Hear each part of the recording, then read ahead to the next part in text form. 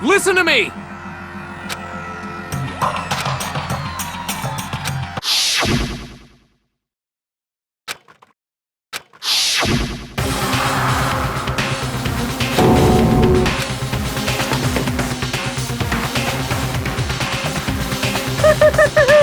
Is everyone here?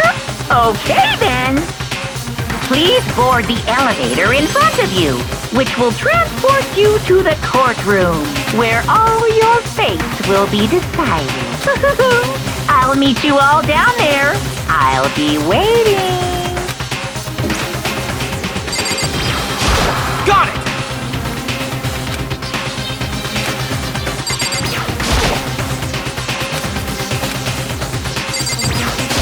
Hey! Impossible. You know? What? What? What the heck?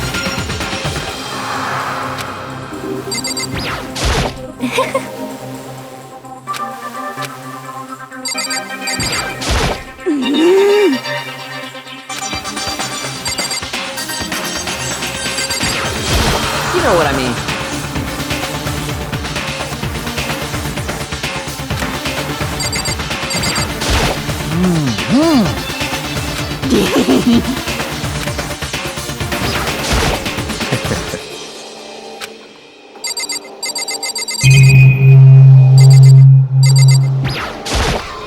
I'm sorry.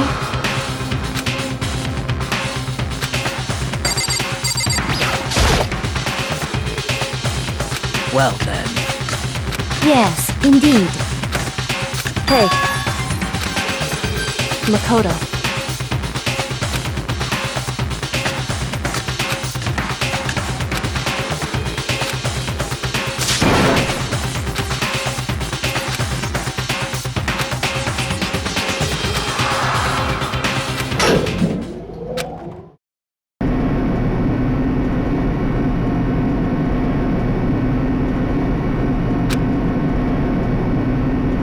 Oh!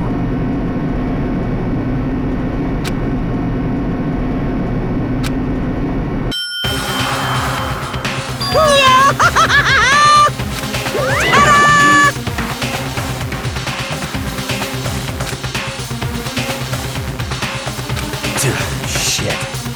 Well now. Yoo-hoo!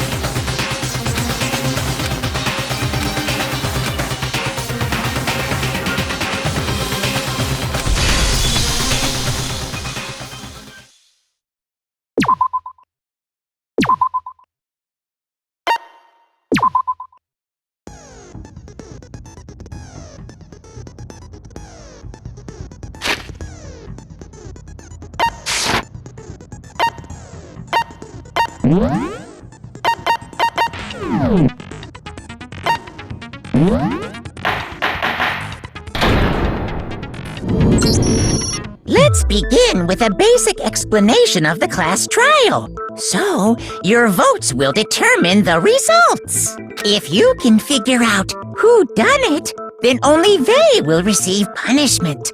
But if you pick the wrong one, then I'll punish everyone besides the blackened, and the one that deceived everyone else will graduate. And the killer really is one of us, right? Of course! Okay then. Everyone, close your eyes. And whoever did it, raise your hand. Don't be a goddamn idiot. Why the hell would they raise their hand? Before we move on and start the trial, can I ask a question real quick? What's going on with those pictures? I'd feel awful if they got left out just because they died. Friendship penetrates even death's barrier. Friendship penetrates? Okay, but what about that other empty seat? There were only 15 of us to begin with, so why are there 16 seats? Oh, no reason. It's just that our little courtroom here can technically fit up to 16 people. Okay, that about does it for the preamble. First up is the case summary. Now, let the class trial begin!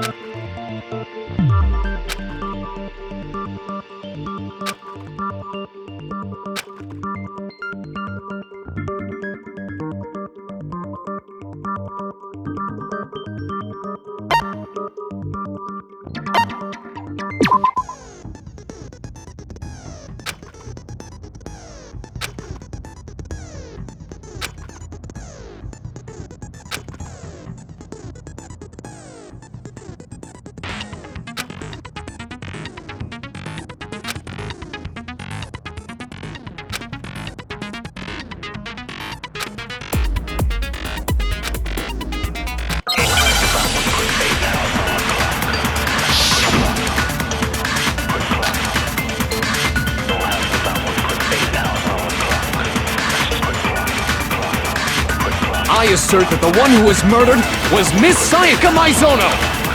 Yeah, we know that part already. And the murder took place in Makoto's room. In the bathroom. So it seems most likely that the killer must have taken her by surprise while she was in the bathroom. She didn't even have a chance to resist. No, that's wrong!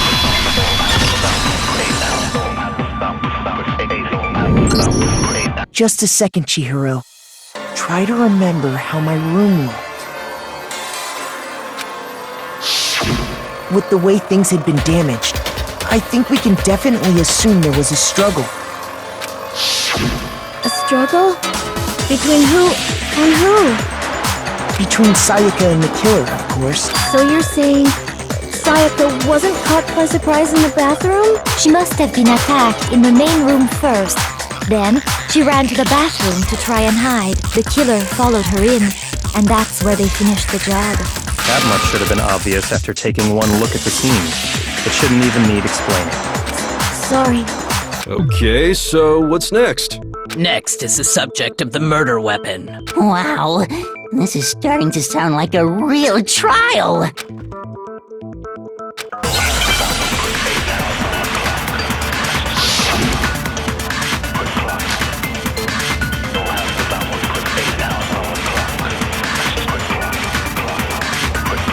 So what was used to kill her?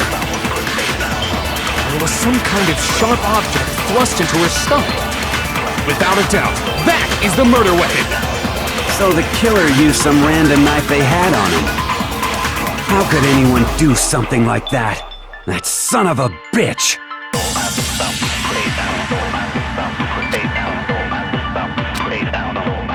So what was used to kill her? There was some kind of sharp object thrust into her stomach. Without a doubt, that is the murder weapon! So the killer used some random knife they had. No, that's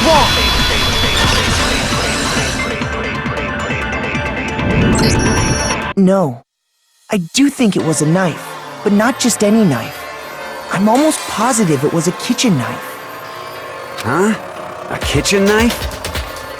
After the murder, we discovered that one of the knives from the kitchen was missing. Which means that knife must be the murder weapon. Oh, yeah. I guess that makes sense.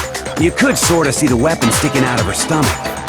And if you look real close, I could totally see that being a kitchen knife. Okay, so the murder weapon was a kitchen knife, but where does that get us? I mean, we all know Makoto killed her, right? That's right. Makoto's room was the scene of the crime. What more proof do you need? Hold on a second. Let's draw our conclusions after we've presented our arguments. Otherwise, what's the point of the trial? Well, we can talk all we want. It's not going to change that conclusion.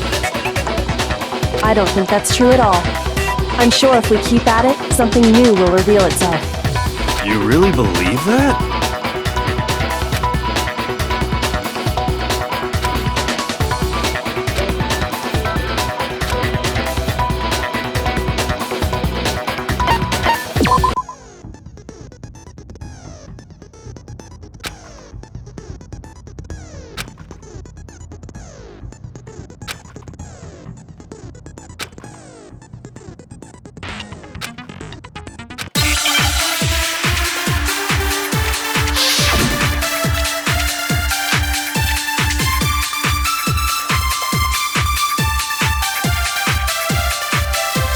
So I guess there's no question that the kitchen knife was the murder weapon. But where does that get us? Makoto must have taken it from the kitchen, right? He did it in secret. Nobody... It was in the dining hall. No, that's wrong.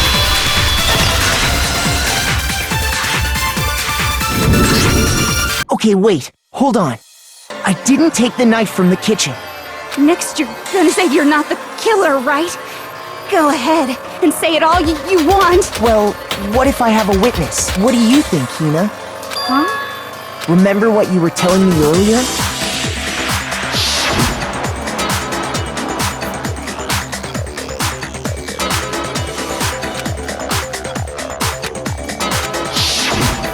Just to be perfectly clear, the knife disappeared while you were in the dining hall, correct? Yeah, that's right. And at any point while you were there, did you ever see me come into the dining hall? No. You don't think so? No, he definitely wasn't there. The knife disappeared while Hina was in the dining hall. But I wasn't there the entire time. In other words, there's no way I could have taken the knife. Okay, then what about this? What if the idiot swimmer girl and Makoto are in on it together and lying to protect each other? Idiot swimmer girl? Oh, and more importantly, why would I get involved in something like that? Speaking of which, I'd like to ask the bear, if there is an accomplice, do they also become blackened? So you ask, and so I shall answer. Each murder is allowed to have an accomplice, but only the one who does the killing will get to graduate. So in other words, two people can work together, but one of them has no chance of profiting from it. Then there's no way anyone would work together, right? But what if they did work together and they just didn't know about the rule? Good grief! Enough already! No, okay?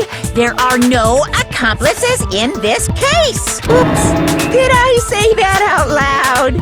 Anyway, I didn't go to the dining hall, and I didn't take the knife. So I'm not the killer. Okay, so then, who did take the knife? Hina seems the obvious candidate. After all, she just said she was in the dining hall.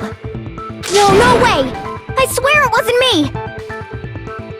Sure, but can you or anyone else prove that? I can. That's right! Sakura was with me the entire time I was drinking my tea.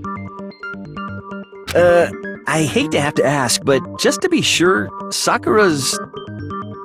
Me. Right. But then, couldn't either one of them have grabbed the knife? Actually, no. Because, Just spit it out already. I stayed in Hina's room last night. I got so scared thanks to those creepy videos. I wasn't really thinking, I just asked her to stay over. Which means we have airtight alibis. You stayed over? Doesn't that violate one of the school regulations? We're not allowed to sleep anywhere but the dorms. But it doesn't say we have to stay in our assigned room. So, I don't think that's a problem. It is a problem! A boy and a girl spending the night together? It's unwholesome! But I'm a girl. You are? Oh my gosh, I'm so sorry! But if it wasn't either of you, then what other possibility is there? Actually, there is one other possibility. Right. Oh, yeah, that's true! One other person did come to the dining hall while we were there. Why didn't you say so in the first place? Well, because they're not here anymore. Sayaka. She's the one who came to the dining hall. And then later, she wound up dead.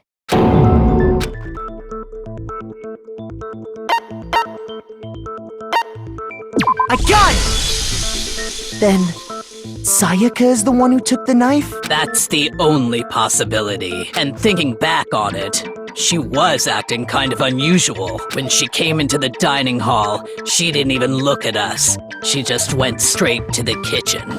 As she left, she said she just wanted a drink of water. but most likely... And the person who took the knife was the victim herself. I'm sure she just took it for self-defense. So you're saying the knife she took was then taken from her, and she was killed with it? In that case, you may not have taken the knife, but you still could have killed her. What? See? He did do it after all! No, you're wrong. So, that's how you would twist the argument and send us all off in the wrong direction? You possess a most terrifying talent.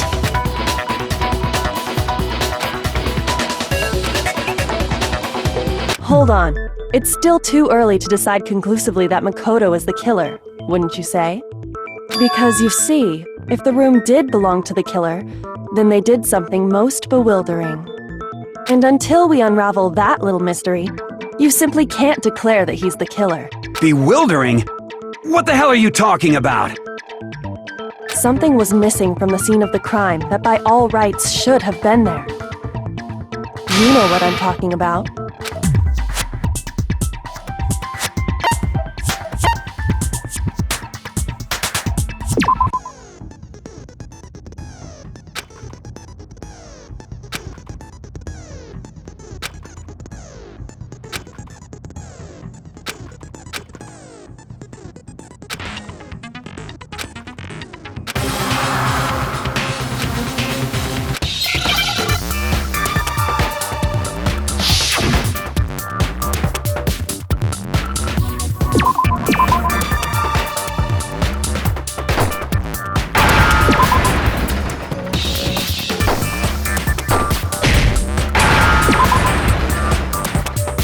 Now I understand.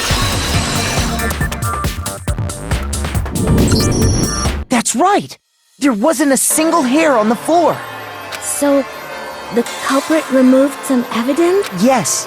And if I were the culprit, why would I need to get rid of all the hair in my own room? It wouldn't be unusual at all to find my hair at the crime scene if the crime scene is in my room. The reason all the hair was gone was to remove any trace that Sayaka had ever been there. That makes sense, does it not? No. If that were the case, they would have had to do something about the body itself, not just her hair. Yes, very true, very true. Okay, then why wasn't there any hair on the ground? The killer got rid of it all, of course, to remove any trace that they had ever been there. Then that means... Precisely. It's simply beyond reason. Then Makoto isn't the culprit? Are you sure we can decide something so important based solely on the absence of some hair? No.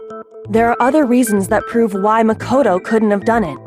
I would like to hear these reasons. Do you remember anything remarkable about the bathroom at the scene? Sayaka was attacked in the main room first, then fled into the bathroom, right? Yeah, then they ran after her, got into the bathroom, and stabbed her. And how did the killer get into the bathroom? Did they have any trouble with it? What do you mean? It's fairly certain that the killer had some trouble getting into the bathroom. There was clear evidence left behind. Do you remember, Makoto?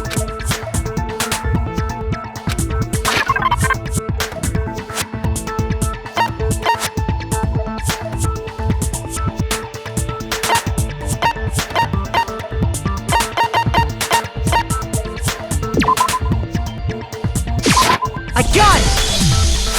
Evidence that the killer had trouble getting into the bathroom. You're talking about the doorknob, right? Huh? The doorknob? What doorknob? The doorknob for my bathroom. It was completely broken. See how the top part was unscrewed? And the doorknob's about ready to fall off? Oh yeah, true. But what does it mean? In trying to bypass the lock, they ended up nearly removing the entire doorknob. This is another most bewildering act for the room's owner.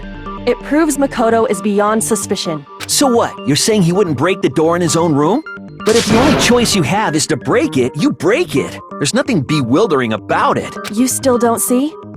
Okay then, let's take another look at how the incident unfolded. Hopefully that will help you understand.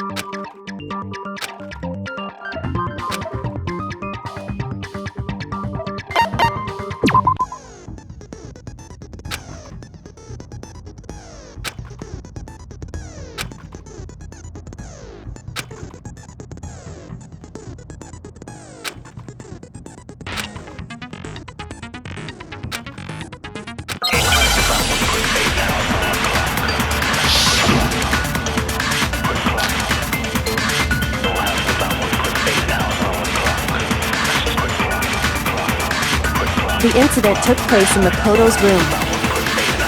Sayaka was first attacked in the main room.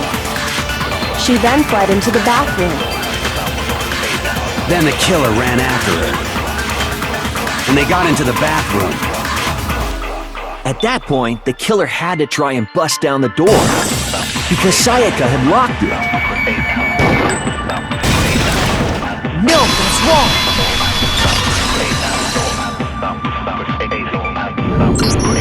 The reason my bathroom didn't open wasn't because it was locked. After all, the girls' rooms are the only ones with locking bathrooms, right? Yes, now that you mention it, that is true. Then why didn't your bathroom door open? Because it was stuck. Huh? What are you talking about? My bathroom door doesn't fit in the frame quite right. Monokuma over there can testify to that. Yup, true as true can be. But you know, you're supposed to be the ultimate lucky student, right? But to have such a cruddy door, that's not lucky at all. So the reason the door didn't open was just because it was stuck. But the killer didn't know that and assumed it was locked. So they tore apart the doorknob to get in. Okay, but then why would the killer even think the door was locked in the first place? Everyone should have known you can't lock any of the boys' bathrooms. The killer could easily make that mistake, thanks to one important detail about the scene of the crime.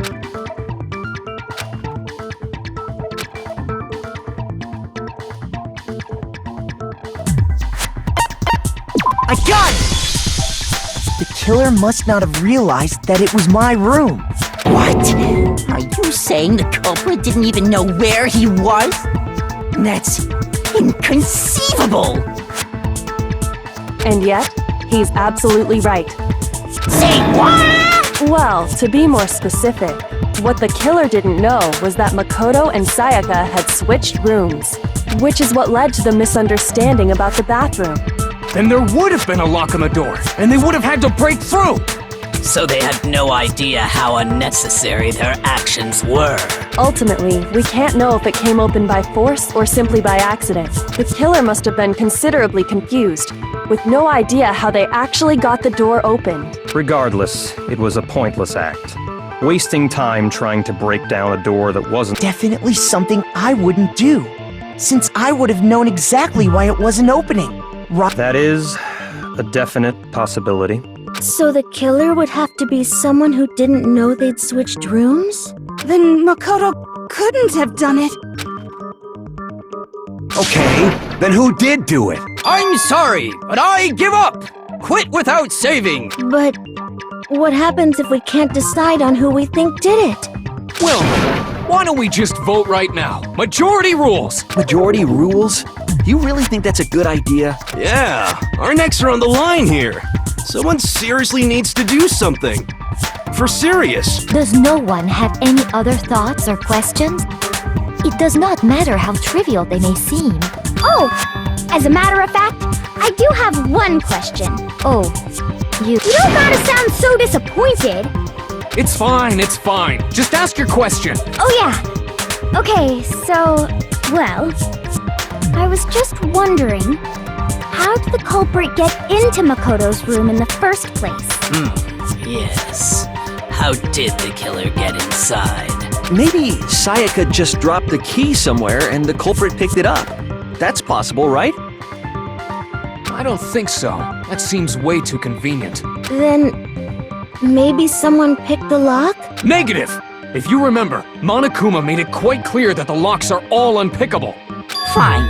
How about this? The killer got in the easy way. They could have knocked and said they wanted to talk or something, and Ms. Maizono just let him in. No, that can't be it either. Oh, trying to argue against me? Sounds like someone doesn't know his place. Hello? Why exactly can't that be it?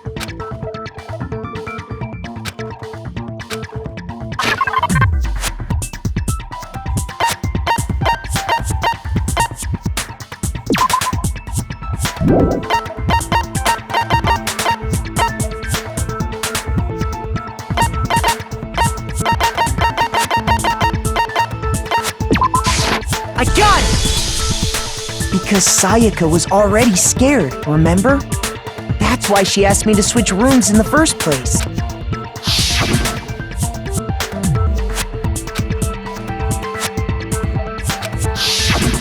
Knowing what she'd been through, I just can't believe she would have opened the door for anyone. What if her being scared was a lie? Huh? What the hell is that supposed to mean? Why would she lie about something like that? I know you don't want to consider it, but look at this and tell me. Can you still deny the possibility?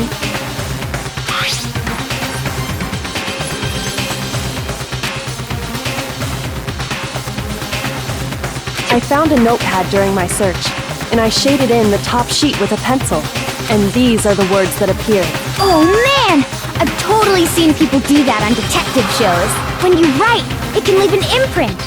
Sketch over the next sheet of paper, and you can see the words. When I saw that, I was like, holy crap! I better make sure I rip the paper out before I use it from now on. It's a pretty old-fashioned technique, but even the classics can be surprisingly useful sometimes. Oh, and I should also mention, I found the notepad on the desk in Makoto's room. Huh? Which means only someone who had been in Makoto's room before the incident could have written it. Then either it was Makoto who lived there, or Sayaka who switched rooms for a single night. So, Makoto, did you write this? No, I didn't. But of course you didn't, because the note also bears a perfectly legible signature. Sayaka's signature. But why? Why would she write that? The note was likely her way of getting in touch with a certain someone. She must have slid it under their door to let them know she wanted to meet with them in secret. If you got an invitation like that from the ultimate pop sensation, what young man could resist? Of course, I'm only into 2D, so it wouldn't have any effect on me. But can we be sure anyone even got this note? And honestly, even if they did, I do not think they are at all involved in what happened. Huh? What makes you say that? Would you like to hear what I have to say? Very well then. Pay attention.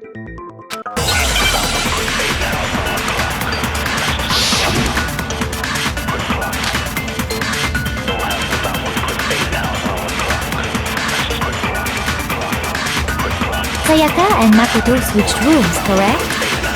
But in the note, the place they were asked to come to, it specifically says, my room.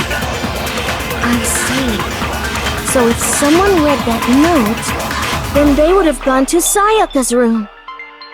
Exactly. The room that Makoto was staying in. So in other words, even if someone did read the note and did what it said, they would not have any connection to what happened. It certainly would seem that way.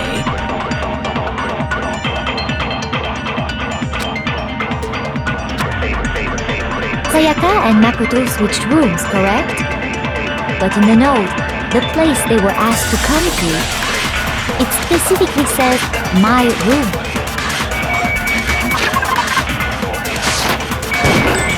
I see. So if someone read that note, then they would have gone to Sayaka's room. Exactly. The room that Makoto was staying. No, that's wrong.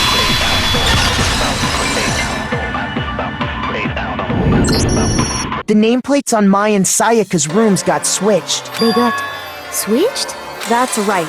The nameplates got switched, just like the rooms themselves. As a result, the nameplate on Sayaka's room actually had Makoto's name, and the nameplate on Makoto's room had Sayaka's.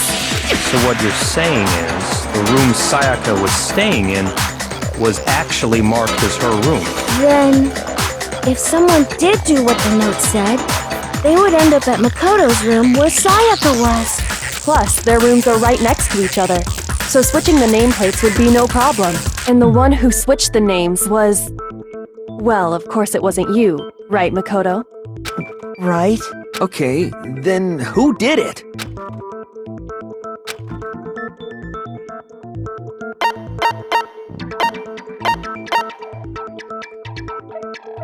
I got it!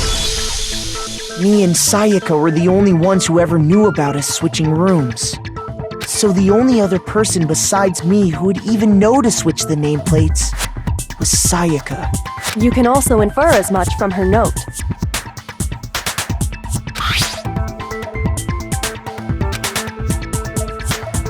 She specifically tells the reader to check the nameplate. She would only have written that if she knew the nameplates had been switched. But why would she switch them in the first place?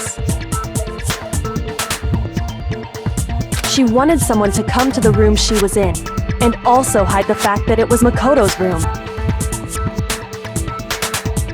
What? Inviting someone to your room, but not telling them you'd switched rooms. Why would anyone do that? To understand that,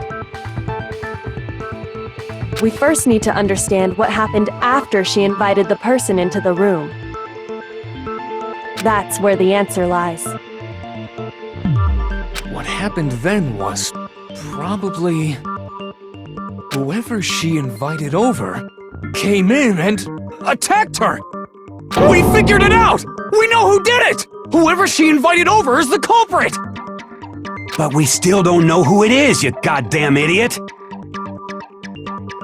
Sayaka fought with her killer there in the room, yes?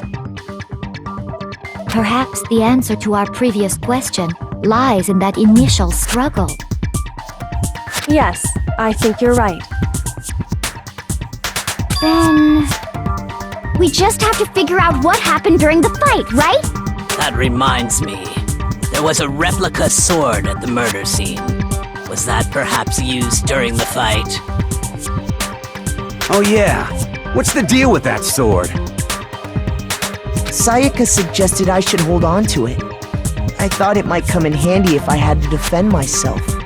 It seems pretty likely that the killer used it to break Sayaka's right wrist. How the hell could you possibly know that's what broke her wrist?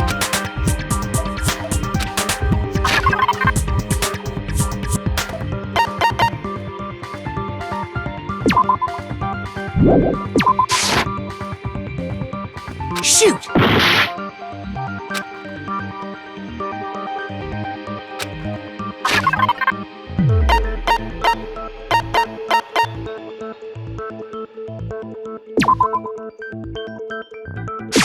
I got it! All you have to do is take a good look at her broken wrist, and it should become pretty clear.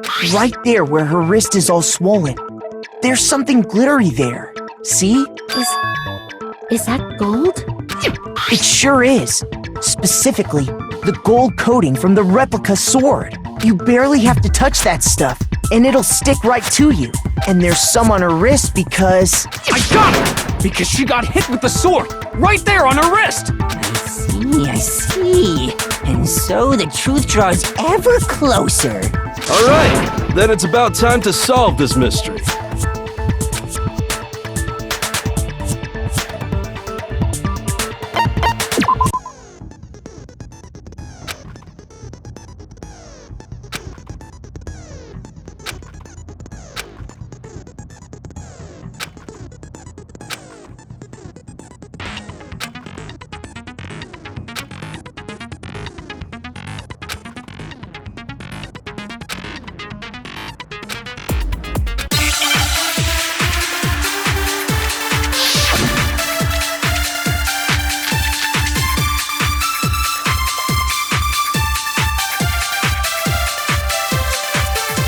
When the fighting broke out, the culprit grabbed the sword, and that's when the first blow was dealt. A sword-based sneak attack! And that's what broke Miss Mizono's wrist.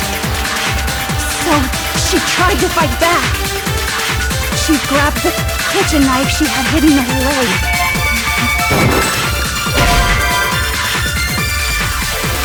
Shoot! When the fighting broke out, the culprit grabbed the sword, and that's when the first blow was dealt. A sword-based sneak attack! And that's what broke Miss Mizono's wrist. So, she tried to fight back. She grabbed the kitchen knife she had hidden in her leg. But then the culprit took that from her too. And they killed her with it. And that's exactly what happened.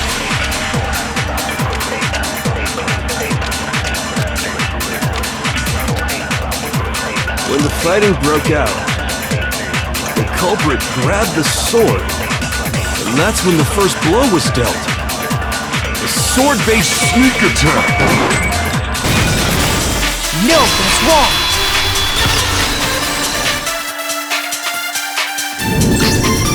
Actually, no. I don't think the fight started with the sword. Why not? Because the sword's sheath had been scratched. See? There's a gash in it. Like someone cut into it with something sharp. Something sharp? You mean like the kitchen knife? That was the only sharp thing found at the scene. Stop jumping ahead! Slow down and explain it so I get what the hell's going on. If the sword was used first, there wouldn't be any explanation for the scratch on the sheath. If you were going to attack with the sword, you'd take it out of the sheath first, right? That's true. With the sheath on, it'd be heavy and bulky and useless as shit. Okay, so how did the sheath get damaged? If they got attacked with the kitchen knife, maybe they grabbed the sword as a defensive impulse. In that situation, there wouldn't be any time to actually unsheath the sword. So you're saying the sword was initially used to defend against an attack from the knife? Which means whoever had the kitchen knife was the one who attacked first. I think I get it! So here's how it all played out. The culprit came in, found the kitchen knife hidden there somewhere.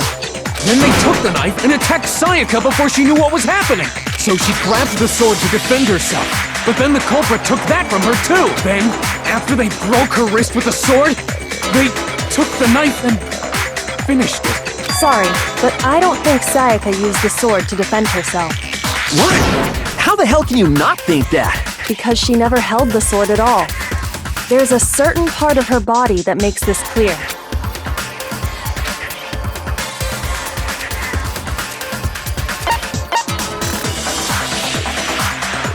Shoot!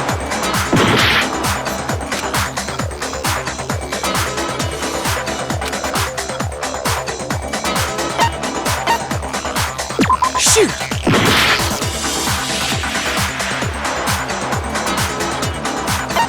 I got it! You're talking about her palms, right? The palms of her hands were perfectly clean, so I don't think she ever picked up the sword. How can you know that just by looking at her palms? Like I said before, the gold coating on that sword comes right off. All you have to do is touch it. In fact, if you look, you'll notice that a lot of the gold has already come off the handle. It's safe to assume that's because whoever used the sword got... There's really no way she could have picked it up and come away completely clean. Maybe she washed her hands after she escaped into the bathroom. Sorry, but I don't think so. Why do you say that? Is it because you think I'm ugly?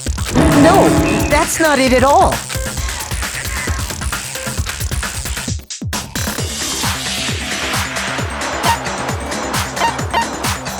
I got it! According to the Monokuma file, Sayaka's time of death was around 1:30 a.m. In other words, at nighttime. And the water in the bathroom shuts off at nighttime, right? Oh, I didn't know that. Actually, I haven't taken a shower here yet. Oh my. You're no different. You smell like a big fat ugly donkey. I'm not sure whether to take that as an insult or a compliment. An insult, obviously.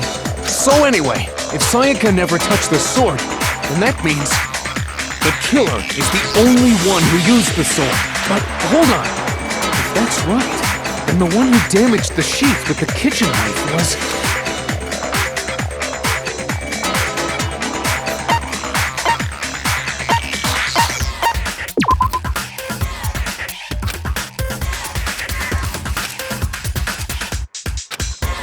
Shoot!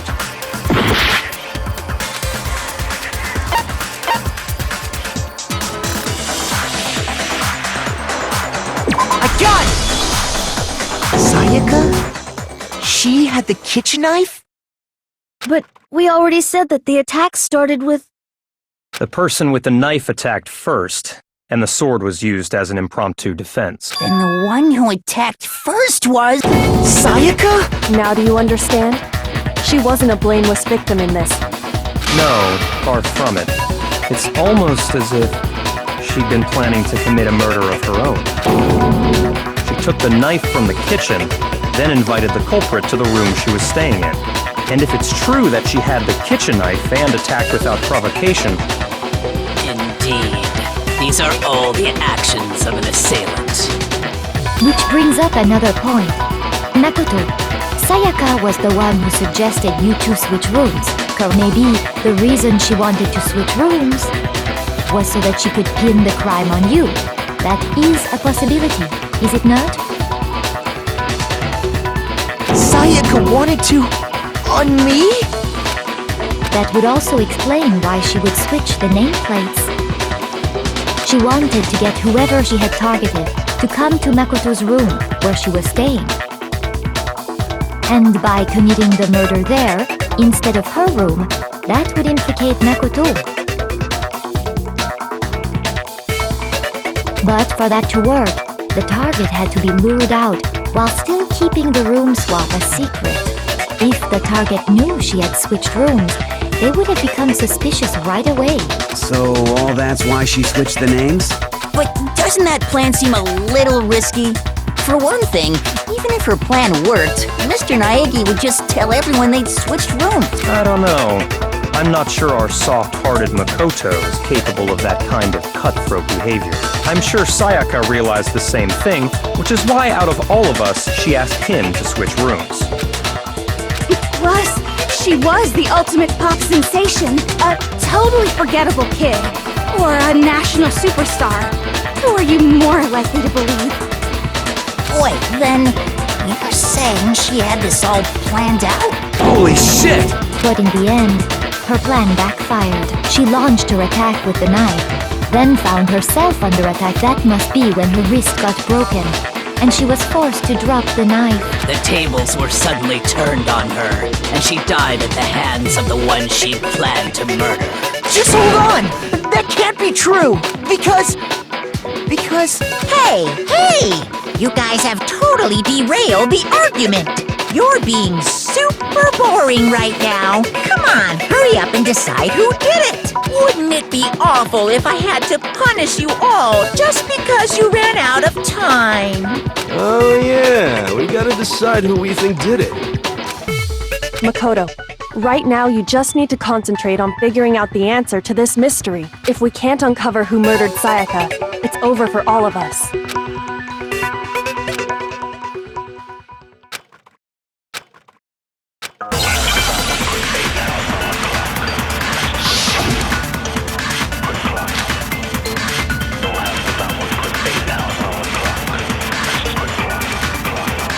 It's easy just to say, hey, decide who did it. But there just aren't any more clues, right? No, that's wrong!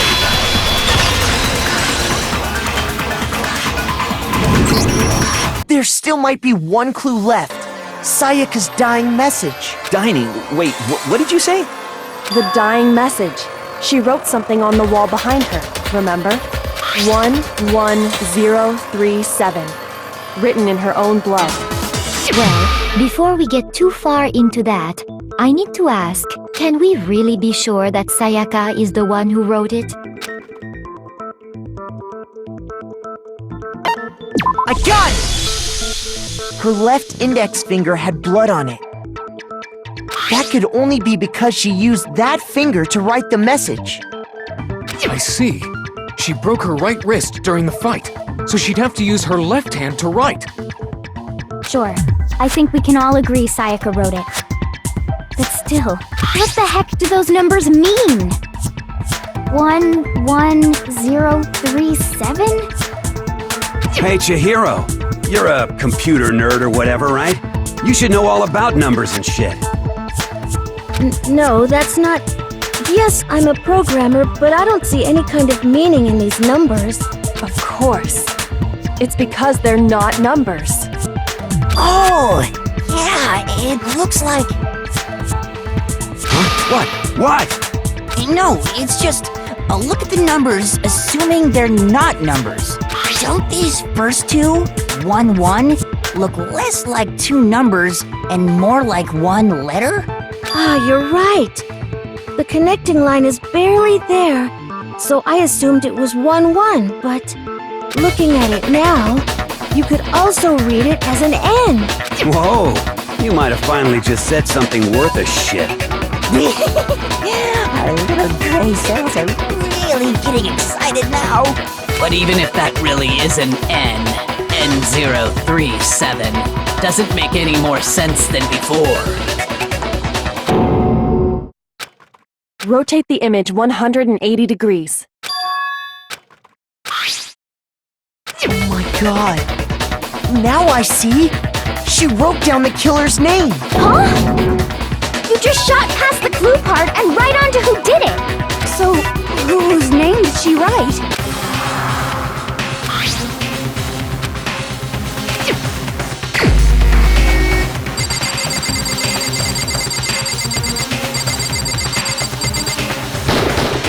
Here's my answer. The key to solving this mystery was simply to rotate the writing 180 degrees. If you turn the message around, it becomes the letters L-E-O-N. L-E-O-N, or more accurately, Leon. What the hell are you talking about? It's just a coincidence. It's just a bunch of random squiggles that happen to look like my name. No, it's not random at all. She wrote that message on the wall behind her as she was leaning up against it. In that position, she couldn't move to write normally, and had to write upside down, as it were. And as a result, when you look at it standing in front of her, it ends up getting flipped. Try it for yourself if you want. Write something sitting like her, and the letters will be inverted. That sounds like one hell of a stretch to me. I'm the killer? You can't just go and say shit like that. If you're not the killer, then why did you try to destroy the evidence? Huh? You know what I'm talking about, right, Makoto? The evidence Leon tried to get rid of?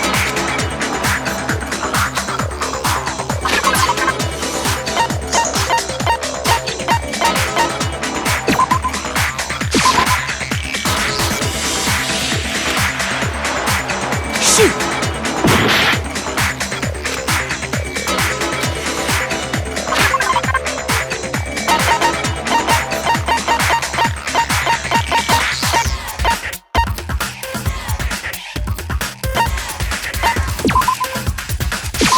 I got it!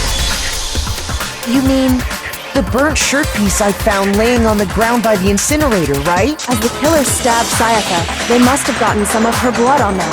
And to dispose of the shirt covered in the victim's blood, they threw it into the incinerator. But one piece burned off and got left behind. And the killer didn't notice. If they had, they most certainly would have panicked. Isn't that right, Leon? But is one scrap of fabric enough to conclude that Leon is guilty? Yeah, I mean, Leon's not the only one wearing a white button-up. That's right! There are plenty of other people here with shirts like mine. With just that one little charred piece, there's no way you can say for sure who it belongs to. You're right. That alone isn't enough. But there are some other points that may reveal the truth. Are you finally starting to understand? The answers to all the riddles are right here. Yeah, I think so.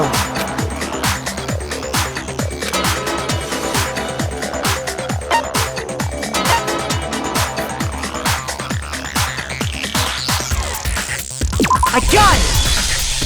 If you look closely at how the shirt was disposed of, we should be able to figure out who the killer is. Oh yeah, that's a good point. I think I know what you're gonna say. You can't reach the incinerator without opening the gate in front of the trash room, right? And obviously, you wouldn't be able to hit the switch to turn it on either. You'd need the key to get in. And the one with the key was the person on cleaning duty. So the killer had to be whoever was in charge of taking care of the trash, right? Interesting.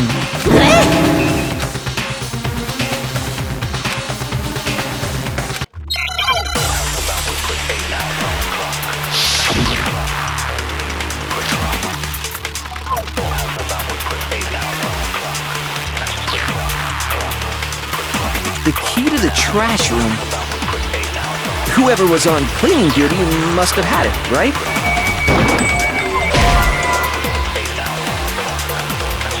Shoot! The key to the trash room. Whoever was on cleaning duty must have had it, right? So the only one who could get to the incinerator was the person in charge of the trash? And you'd have to get close to the incinerator in order to destroy the evidence. No, that's wrong.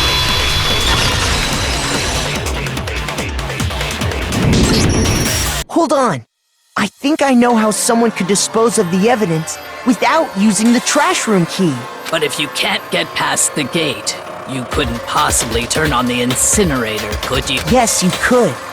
If you used this. What is it, some kind of glass ball? It's busted to hell. Actually, it was supposed to be a crystal ball, but, But how would you use it? I got it! The killer simply took aim at the incinerator switch and threw the ball through a gap in the gate. All they had to do was hit that switch, and the incinerator would come to life. Someone threw a gap in the gate? Remember what you said before, Hifumi?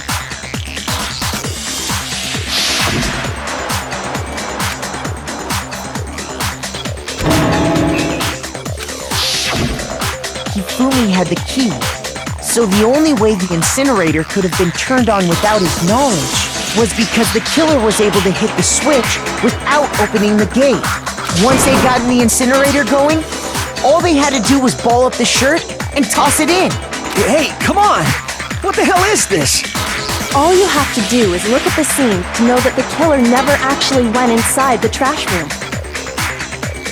The shards of broken glass, the incinerator left running, the piece of shirt that escaped the fire. If the killer had been on cleaning duty, the evidence would have been taken care of much more thoroughly. Wait, no, just hold on. But the distance from the gate to the incinerator has to be at least 30 feet, right? The pinpoint accuracy you'd need to throw a glass ball that far and hit something that small. Could someone really do that? That's right! There's no way! It'd be impossible! Difficult, absolutely. Impossible? I don't think so. Because the killer is...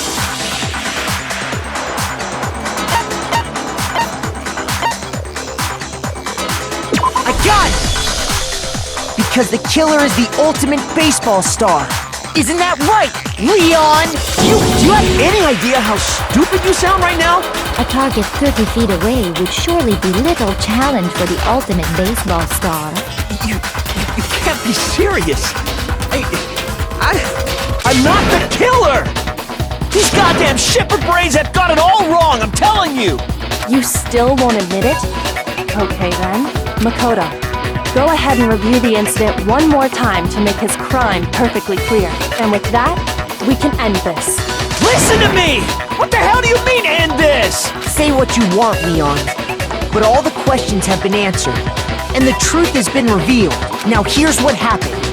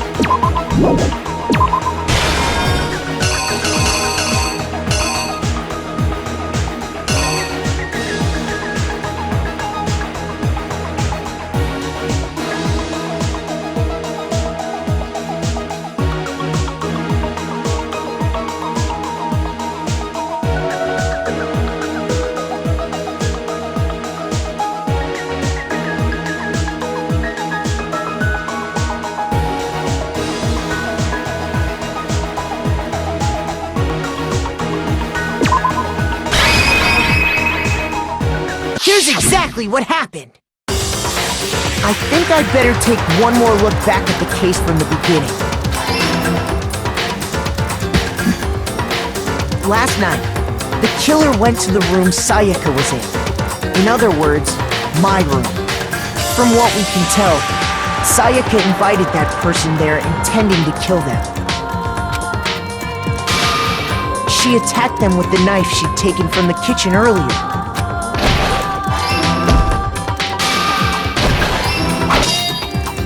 But then something happened that she wasn't prepared for. They grabbed the fake sword I put in my room and fought back. During the struggle, a strike from the sword broke Sayaka's right wrist.